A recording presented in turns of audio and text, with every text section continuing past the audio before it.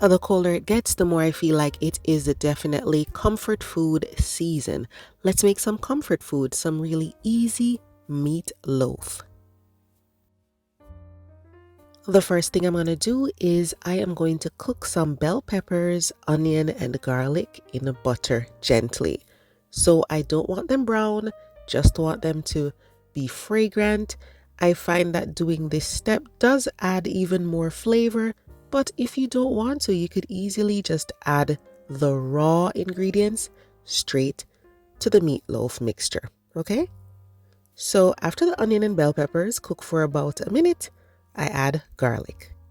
Try to do this over low to medium heat, and once the garlic is fragrant, you're going to take this off the stove and cool it down completely.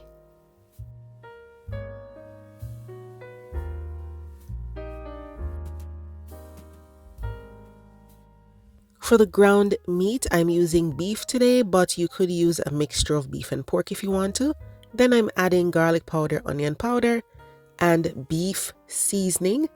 Then in goes some Worcestershire sauce. For extra flavor, I am adding a little ketchup and mustard into the mixture. You can leave it out if you don't want to add it here. Then I have fresh thyme that I minced and some fresh parsley that I also minced. Then in goes a beaten egg. This is a large egg. Then I'm going to add heavy cream. Just to bind everything together, hold it together, we're going to be using some breadcrumbs. I didn't bother to purchase any. I just took some day-old bread, grated it, and that's what I added there. And then this is that mixture that we sauteed earlier, and it's cooled down. Now we're going to mix everything together. You can use forks. You could use any of your favorite gadgets you have. You could use your clean hands, a spoon, but try not to overmix. As soon as it comes together, you stop mixing. Rest this in the refrigerator for 35 minutes. That'll help it, get a little firmer and easier to work with. Now for the glaze. You could simply use ketchup or barbecue sauce, but here I have ketchup, barbecue sauce, brown sugar, and mustard.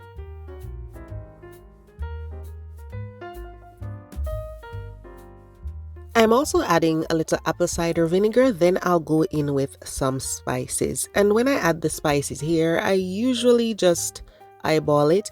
I don't measure, I just add and taste. So you can try that.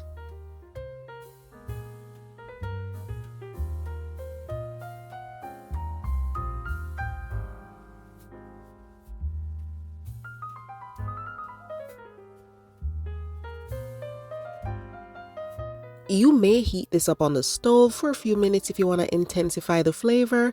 If not, you can just stir it together and set it aside for when we're ready to brush it onto the meatloaf. Once the ground beef has rested for about 35 minutes in the fridge, you can lay some plastic wrap on your surface just for easier cleanup if it bothers you. Then pour out that mixture.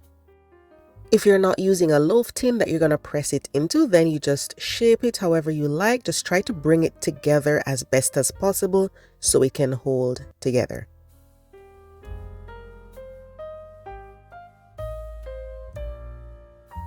If you don't want to be touching it too much, then just use that cling wrap, lay it on there, and then press your hands against it. It's really up to you. Do what you are comfortable with. And if you feel like moving this around, you can easily lift the plastic wrap with the loaf. It's up to you, okay? I'm just giving you the tips. You do what you prefer. Now, when you're ready to bake the loaf, you can put it right on a wire rack over a baking tray that's been lined with foil. Or you could even make your own little DIY loaf tin at home.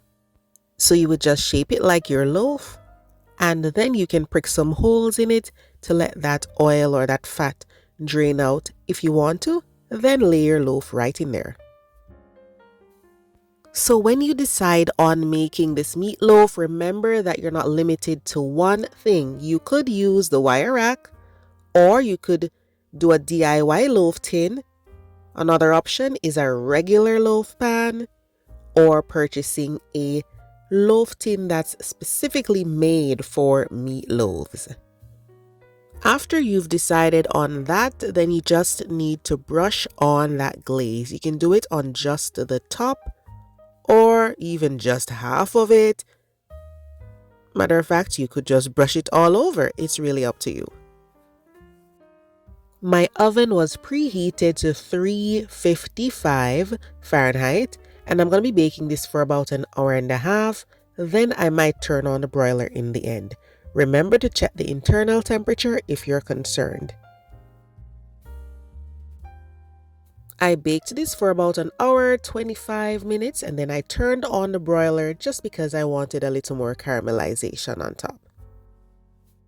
It's important that you don't slice the meatloaf immediately, so I sat mine on that wire rack and I let it rest for a little bit. Then I sliced it up and I had it with some creamy mashed potatoes and veggies. Absolutely moist, flavorful. Look at that, easy to cut into, and it's even better the next day. Give it a try and let me know what you think. Thanks for watching. Bye bye.